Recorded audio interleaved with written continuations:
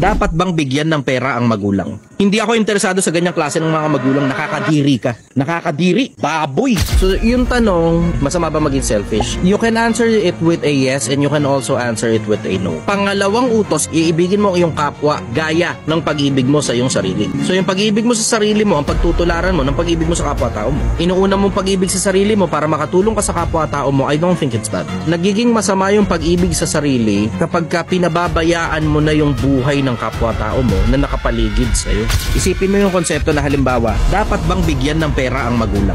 Yung tanong na yon, you can answer it with a yes, you can also answer it with a no. May mga magulang na hindi talaga nila alam kung anong ginagawa nila. Sa isang araw naglalakad, nadapa, bali ang binte, ilabas mo naman sa ospital ng magulang mo. Huwag mo naman pagdamutan. Pero lahat na lang ng pera mo gustong hingin ng magulang mo, hindi naman tama yun. Sa ganong anggulo, pwede mong unahin mo muna ang sarili mo. Kasi yung simpleng konsepto na yung magulang mo, lumitaw yan dito, kabisado na niya ng mundo, nauna siyang lumitaw dito, dapat siya kaya na nagbibigay sa'yo. Pero kung hindi makakapagbigay sa'yo yung magulang mo dahil tinatamad siya, unahin mo muna ang sarili mo, lulunurin ka ng magulang mo kapag ganyan.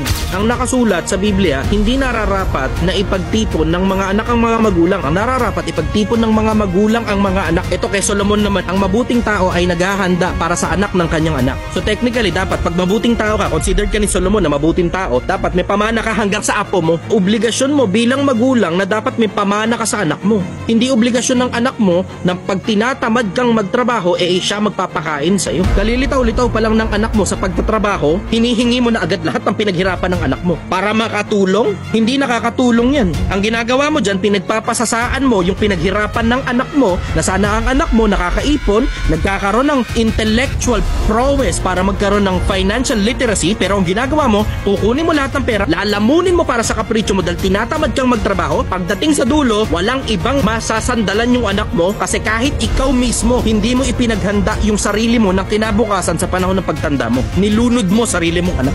Yung magulang, pinepuwersa yung anak para magtrabaho dahil tinatamad siyang magtrabaho para may kainin ang magulang, hinihingi niya lahat ng pera ng anak. Sobra na yan. Nakakadiri yan. Nakakadiri kayo bilang mga magulang kung tinatamad kayong magtrabaho. Tapos ang nilalamon ninyo, yung pera ng mga anak ninyong wala ngang kaipon-ipon yung bata at hindi pa nakakapagsimula sa buhay. Nakakadiri kayo bilang mga tao. Nakakadiri kayo, ulitin ko, nakakadiri kayo. Magagalit kayo sa akin at wala akong pakialam.